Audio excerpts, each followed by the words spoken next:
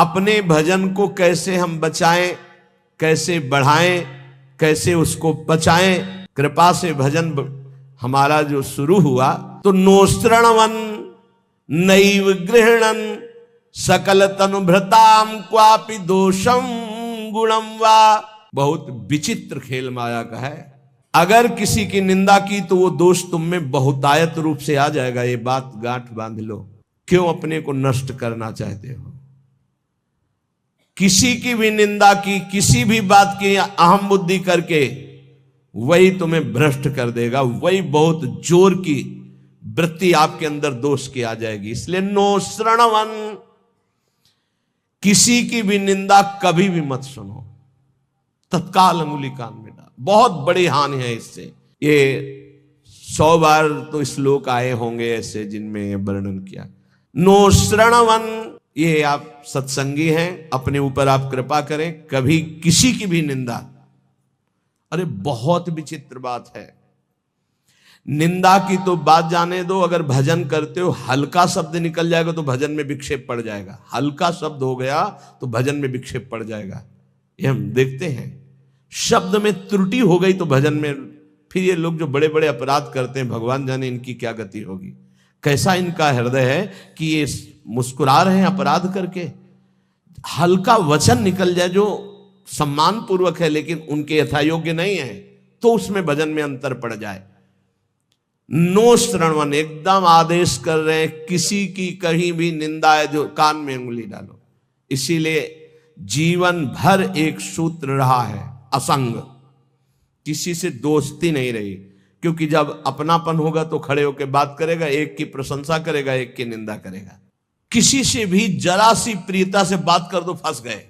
सेवक जी महाराज बहुत सावधानी से कह रहे हैं, तब सुख हरिवंश गुण नाम रसना रटत और बहुवचन अति दुख दानी।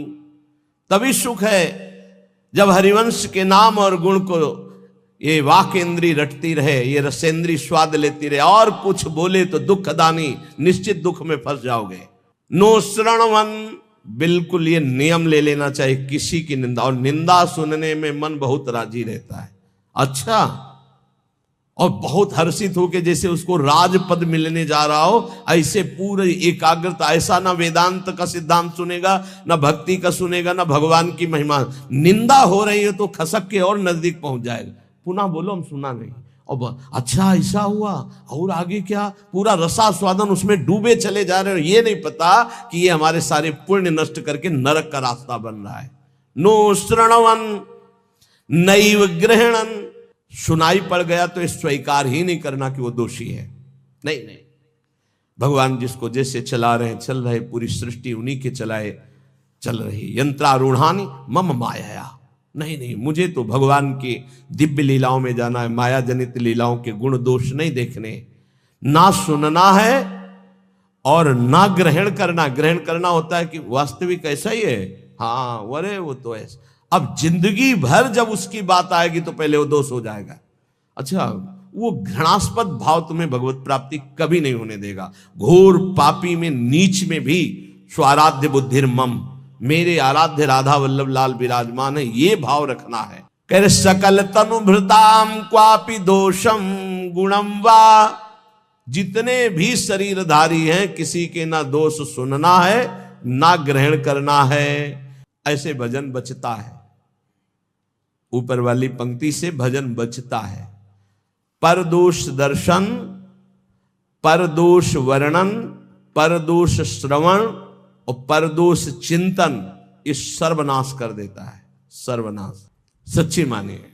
किसी का भी उपहास कभी मत करना, कभी निंदा मत करना, कभी निंदा मत सुनना। नहीं, 100% आप लिख लो, कुछ दिनों में वो आपके ऊपर हावी होगा। किसी के प्रति भी दोष बहुत बहुत बहुत देखा है, बहुत बार देखा है। इसलिए कभी किसी के दोष न सुने, कभी ऐसा ना, नहीं तो फंस जाएगा, फंस जाएगा। माया भगवती इतनी चतुर है कि जानने में नहीं आता कि मैं फंस रहा हूं, जानने में नहीं आता। और वृंदावन में तो कभी भूलकर किसी के प्रति दोष न करे, क्योंकि लाडली जी ने पसंद किया, उसको रखा है, तो फिर हमें दोष करने की क्या सामर्थ्य है।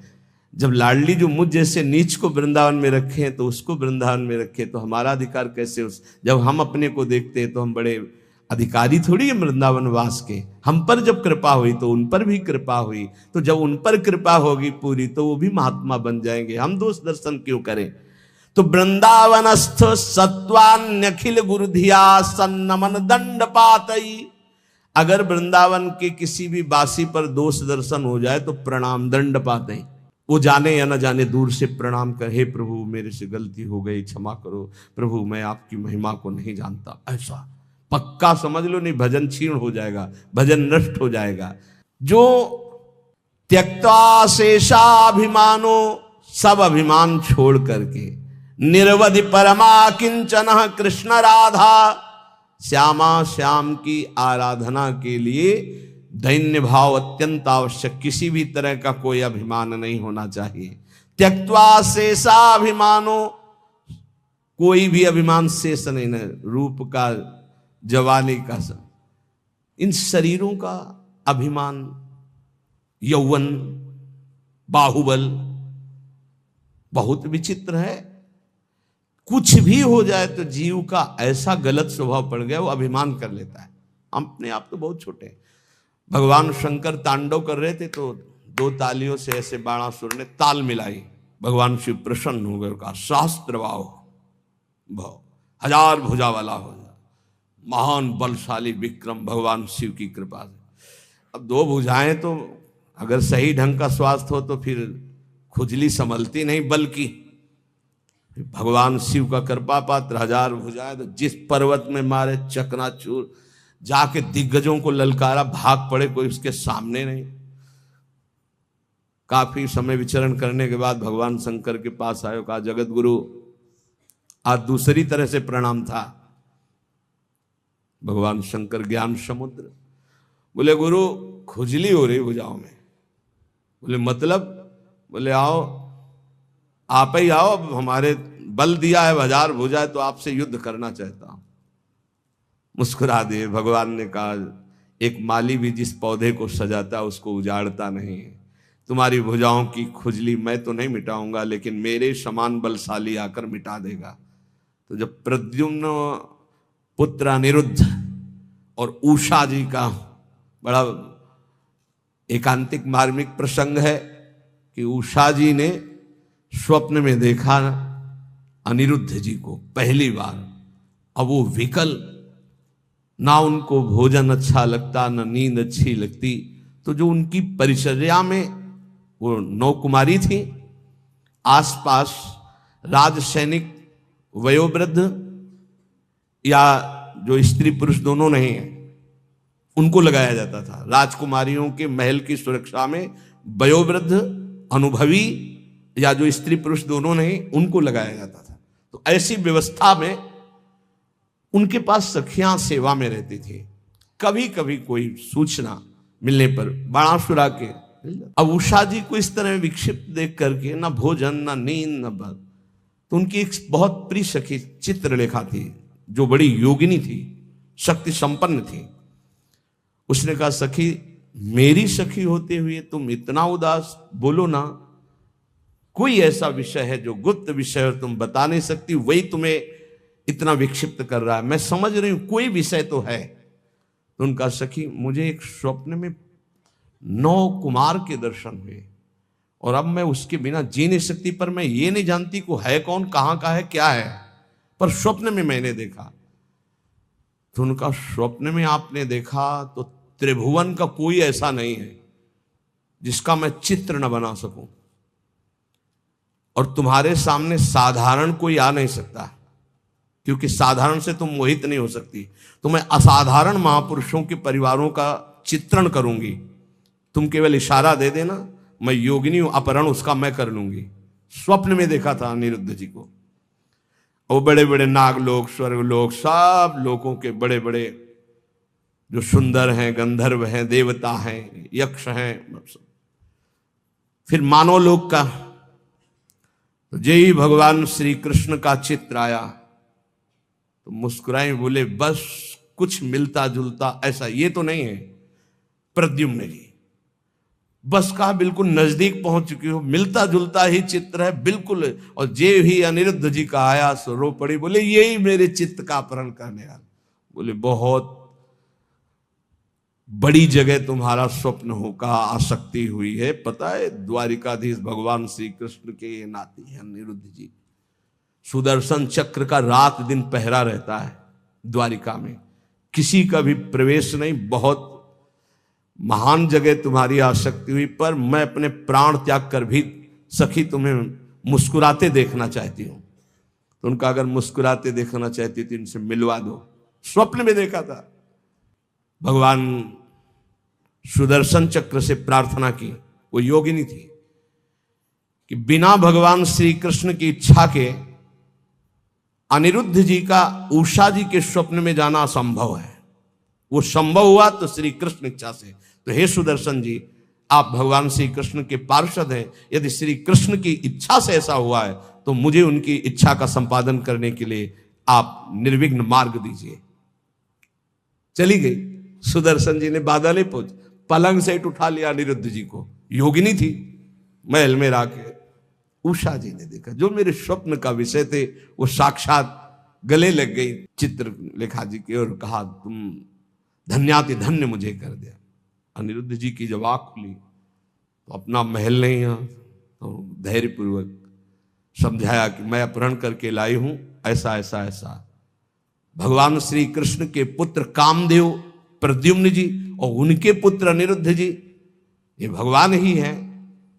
वासुदेव संकर्षण प्रद्युम्न अनिरुद्ध, जैसे राम लक्ष्मण भरत शत्रुघ्न, ऐसे ही वासुदेव संकर्षण प्रद्युम्न अनिरुद्ध, ये भगवान ही चार रूपों में भगवत स्वरूप अनिरुद्ध जी।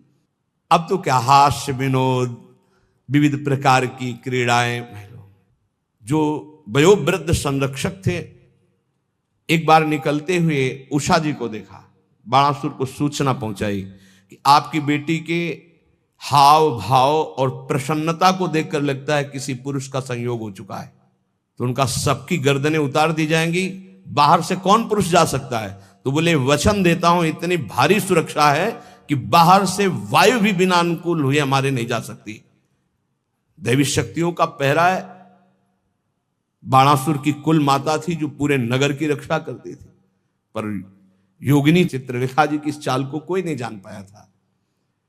बाणासुर ने कहा ऐसा क्यों, मेरी बेटी को कोई दूषित कर दे मुझ जैसे बलवान के होते हुए, अब उसको कौन रोक। सीधे जो ही गए सो पलंग पे उषा जी और अनिरुद्ध जी पासे खेल रहे थे और सखिया बेटे हास्य विनोद। जेवी अनिरुद्ध जी को देखो, उषा जी ने देखा, अनिरुद्ध जी तो सिंहवत बंदी बनाने के लिए लाख कोशिश की, मार मार के सैनिकों को। भगवान के स्वरूप है अनिरुद्ध जी। आखिरकार महाबली बाणासुर अपनी शक्तियों का प्रयोग करके अनिरुद्ध जी को बंदी, देवर्षि नारद जी पहुंच गए द्वारिका। प्रभु खोज कर रहे थे अनिरुद्ध जी की, उषा जी के महल में बाणासुर ने बंदी बना लिया है। बलराम जी ने सुना, ये जानते हुए कि हमारा वंशज और उसको बंदी बना लिया, शोणितपुर को नष्ट कर दूंगा। अब बलराम जी द्वारिकाधीश, पूरा वैभव। सूचना मिली युद्ध की, तो इधर अपने चेला के साथ भगवान शंकर, बलराम जी के साथ द्वारिकाधीश, आमने सामने युद्ध प्रारंभ। अब भगवान शंकर पशुपतास्त्र तो नारायणास्त्र दिव्यस्त्र। भगवान श्री कृष्ण ने इशारे से कहा कि आप ही का तो रचा हुआ सारा खेल अपने चेला की भुजाओं की खुजली मिटाने के लिए आपने ही तो हमें बुलावा दिया है। एक बाण मारा भगवान श्री कृष्ण ने जन्मणास्त्र, बाणासुर की भुजाओं को जब चार रह गई सब काट दिया। भगवान श्री बस प्रभु बस। तो बोले प्रभु मैं तो आपकी ही आज्ञा का अनुमोदन कर रहा हूं। और आवेश में भरे हुए थे। इतने में उनकी कुल माता जो पूरे राष्ट्र की रक्षा करती थी, दैवी शक्ति, वो दिगंबर होकर खड़ी हो गई। तो भगवान श्री कृष्ण, वहां ये लिखा हुआ है कि यदि अचानक किसी माता बहन के किसी अंग पर दृष्टि पड़ जाए तो दोबारा दृष्टि न जाए। अगर किसी दिगंबर माता बहन की शरीर की दृष्टि आप दोबारा की तो सारे सुकृत नष्ट हो जाएंगे। भगवान होते हुए भगवान श्री कृष्ण तत्काल नेत्र फेर लिए और वहीं युद्ध का समापन हुआ। भगवान शिव जी ने समझाया, फिर उषा और अनिरुद्ध जी का विवाह हुआ। ये अहम इतना पुष्ट है कि अपने गुरुदेव से कह रहे हैं कि मेरी भुजाओं की खुजली मिटा दो, बाणासुर। यहां के त्यक्त्वा शेषाभिमानो निर्वधि परमा किंचन कृष्ण राधा। यदि आप अपने भजन को बढ़ाना चाहते हो तो नो श्रवण नैव ग्रहणन, ना किसी की निंदा सुनो और ना स्वीकार करो कि ये दोषी है। सकल तनुभृताम क्वापि दोषम गुणम वा, पूरी सृष्टि के किसी भी जन के दोष या गुण स्वीकार मत करो। गोस्वामी तुलसीदास जी, अरे बहुत बड़े महापुरुष हैं, आज तक बचपन से लेकर के आज तक।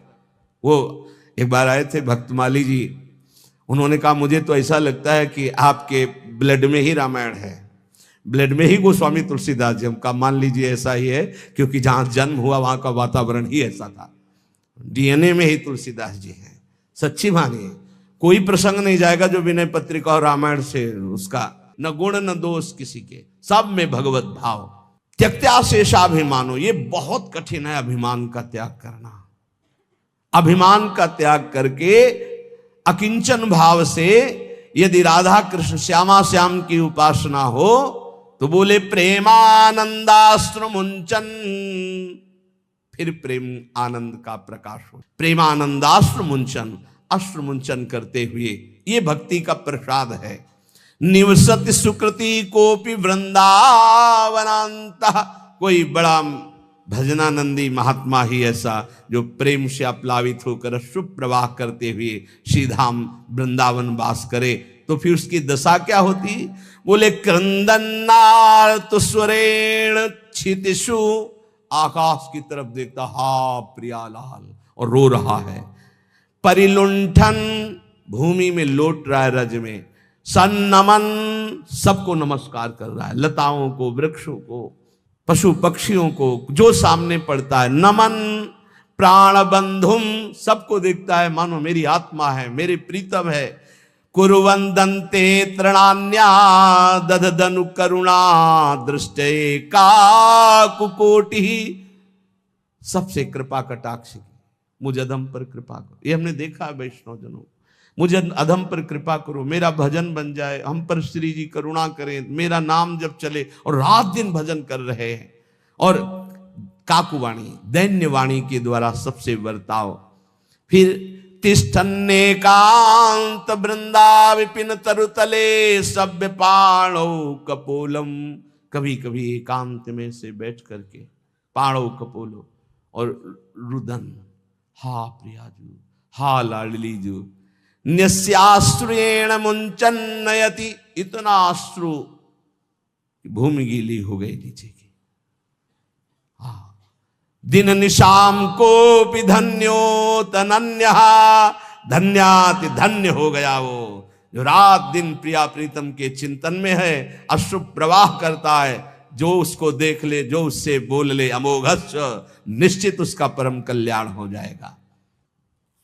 वह परमात्मा नीचे है, ऊपर है, वही पीछे है, वही आगे है, वही दाहिने, वही बाएं है, वही सर्वत्र है। जो ऐसा अनुभव कर लेता है, गीता जी, बहिरंतश्च भूतानाम अचरम चरमेव च सूक्ष्मात् तद्विज्ञेयम दूरस्थम चान्तिके च तत्, वो दूर है, वो बहुत नजदीक है, वो बाहर है, वो भीतर है, वो ऊपर है, वो नीचे है, वो समस्त भूतों में है। ऐसा जो अनुभव कर लेता है वो जीवन मुक्त महापुरुष होता है। तो या करें न पश्यो मृत्युम पश्यति, मृत्यु की ताकत नहीं, उसको देख ले जो ऐसा अनुभव कर लेता है। इतनी ऊंचाई पर होता है कि मृत्यु का प्रहार स्पर्श भी नहीं कर सकता। न रोगम, कोई रोग उसे दुख नहीं पहुंचा सकता। नोत दुखता, कोई भी भयानक विपत्ति दुख इसका स्पर्श नहीं कर सकती। समझो इस बात को। यदि भगवत प्राप्ति हो गई तो कोई भी दुख, कोई भी रोग, कोई भी शोक, कोई भी भयानक विपत्ति। सुना महामहिम पूज्य श्री अर्जुन देव जी का पावन बलिदान अपने धर्म के प्रति, कहा तेरा किया मीठा लागे। 5 दिन की जो यातना सुनी, थर्रा गया हृदय केवल सुन करके। और वो महापुरुष की मुस्कुराहट में कोई अंतर नहीं। न पश्यो मृत्युम पश्यति न रोगम नोत दुखता सर्वाः पश्य पश्यति सर्वमाप्नोति सर्वस्व इति वेद कहता है। मृत्यु भी उसे देख नहीं सकती, कोई रोग, कोई शोक, कोई विपत्ति, कोई संकट, कितनी बड़ी बात है। तेरा किया मीठा लगे, हरि नाम पदारथ नानक मांगे। विकल हो जाता है हृदय से महापुरुषों का। कितना बड़ा भयानक पीड़ा का समय, और उनको कोई कष्ट का आभास। ये देखो वेद कहता है न पश्यो मृत्युम पश्यति, मृत्यु की ताकत नहीं कि उसको दुख दे दे, रोग की ताकत नहीं, भारी विपत्ति दुख की ताकत नहीं। जो देखता है क्या, आगे पीछे ऊपर नीचे सर्वत्र मेरा भगवान। वो क्या कह रहे, आप में इतनी सामर्थ्य कि आप पूरे तख्त को भस्म कर सकते, मुझे आदेश करो। वो पीर मियां मैं भस्म कर देता हूं, तो उनका नहीं, वाहेगुरु का किया सब मीठा लगे। वाहेगुरु परमात्मा परमेश्वर उनका किया सब मीठा लगे। वाहेगुरु का विधान बड़ा मधुर है। वो कह रहे, सोचो ये बौद्धिक स्तर कैसे समझ पाएगा उन महापुरुषों की स्थिति को। ये वेद बता रहा है न पश्यो मृत्युम पश्यति नरोगम नोत दुखताः सर्वाः पश्यः पश्यति सर्वमाप्नोति सर्वस्य इति। बोले स्थिति कैसे प्राप्त होती, ये सनत कुमार जी के वचन है। बोले आहार शुद्धौ सत्व शुद्धे सत्व शुद्धौ ध्रुवा स्मृति स्मृति लंबे सर्वग्रंथि नाम विप्रमोक्षः। जिसका आहार शुद्ध है, चरित्र शुद्ध है, आचरण शुद्ध है, वही महापुरुष स्मृति को प्राप्त होता है। सत्व शुद्धि, आहार शुद्ध होने पर ही अंतःकरण शुद्ध होता, अंतःकरण शुद्ध होने पर आचरण पवित्र होते हैं। चरित्रवान जो पवित्र चरित्र वाला वही भगवती स्मृति को जागृत करता है। ये दैवी शक्ति है स्मृति, अखंड स्मृति। जिस समय अखंड स्मृति जागृत होती है तो कह रहे स्मृति लंबे सर्व ग्रंथि नाम विप्रमोक्षः। समस्त ग्रंथियां छिन्न भिन्न हो जाती हैं और वो जीवन मुक्त महापुरुष हो जाता है। इसलिए इन कामों से दूर रहो।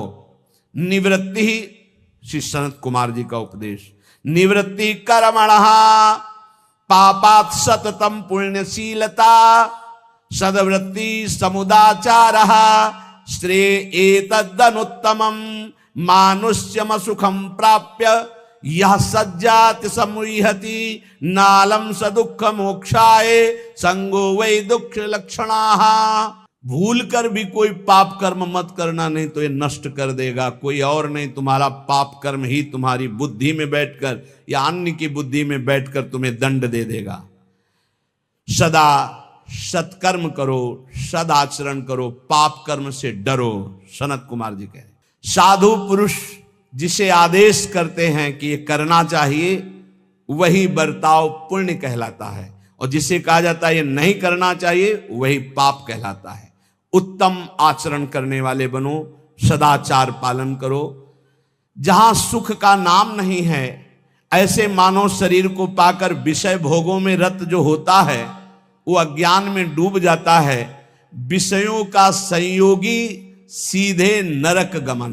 त्रिविधम नरकस्येदं द्वारम नाशन्मात्मनः कामः क्रोधः तथा लोभः तस्मादेत्रयं त्यजेत्। काम क्रोध लोभ मद ये सीधे नरक पहुंचाते, सीधे कामः क्रोधः तथा लोभः।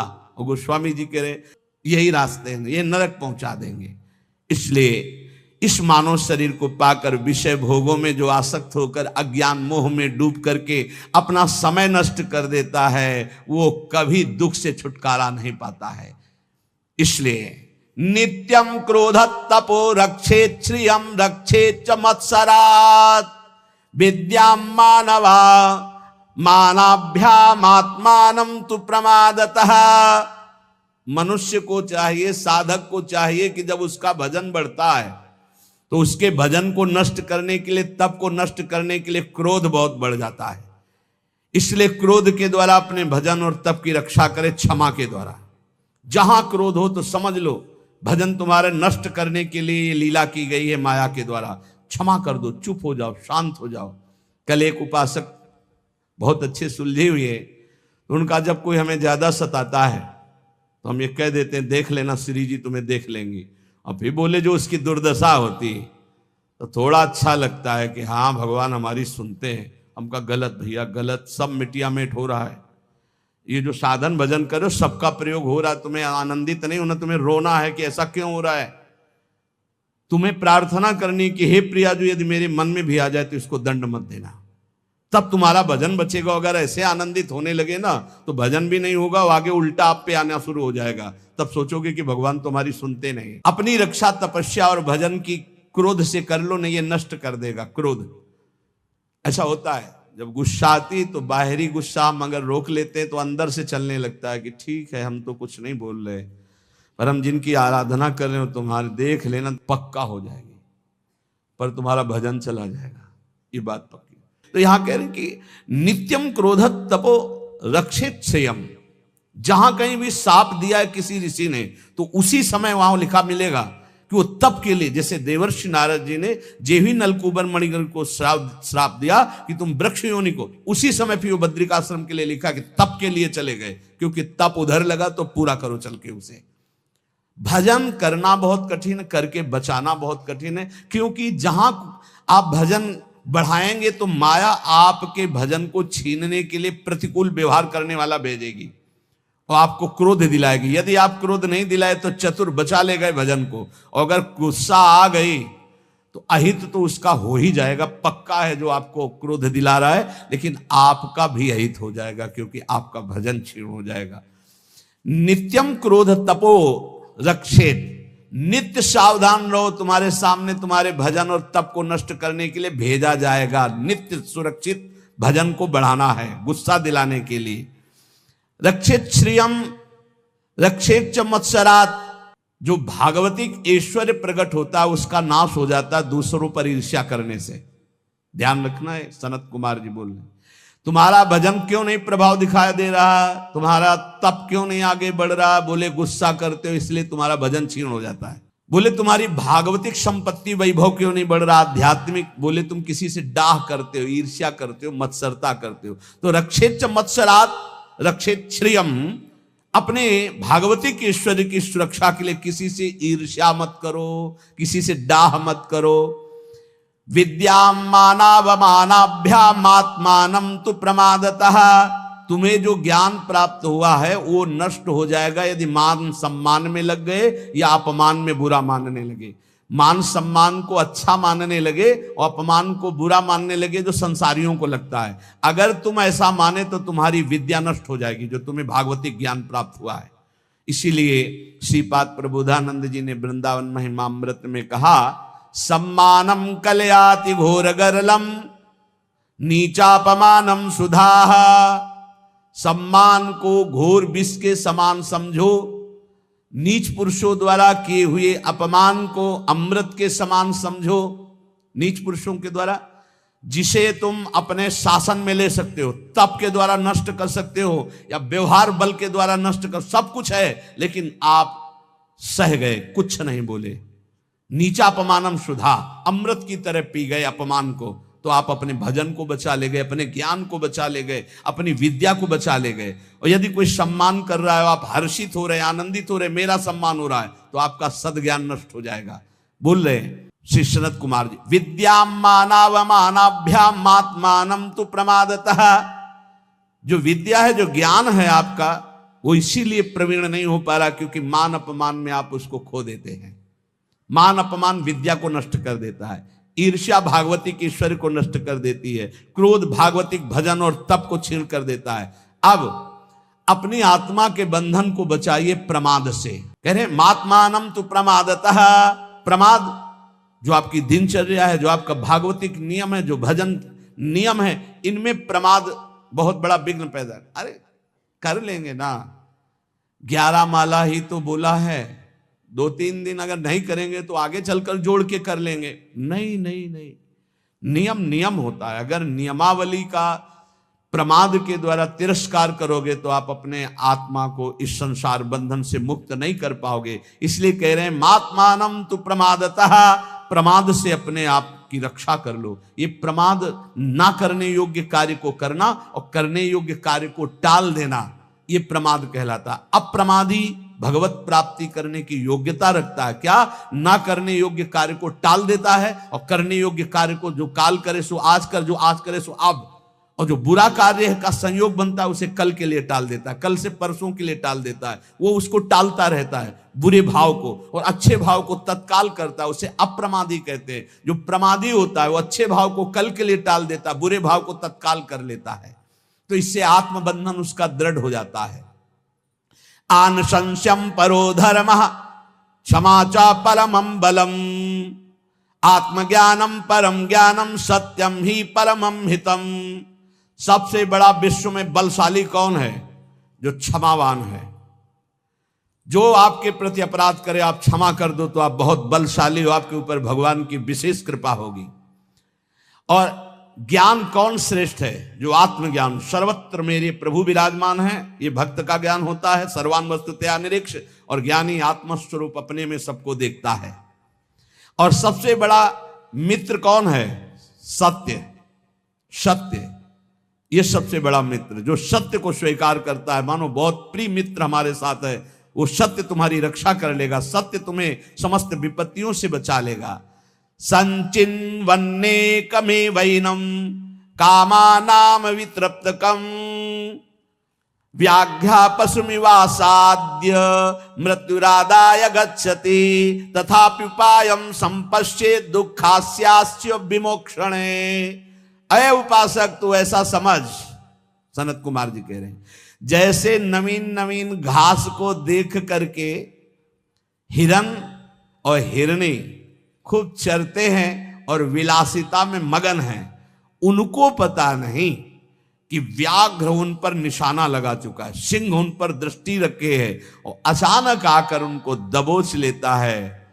वो अतृप्त रहते हैं, हरी हरी घास चरते हुए हिरनी के साथ भोग विलासिता में अतृप्त ही मृत्यु रूपी दंड उन्हें प्राप्त हो जाता है, सिंह उन्हें फाड़ देता है।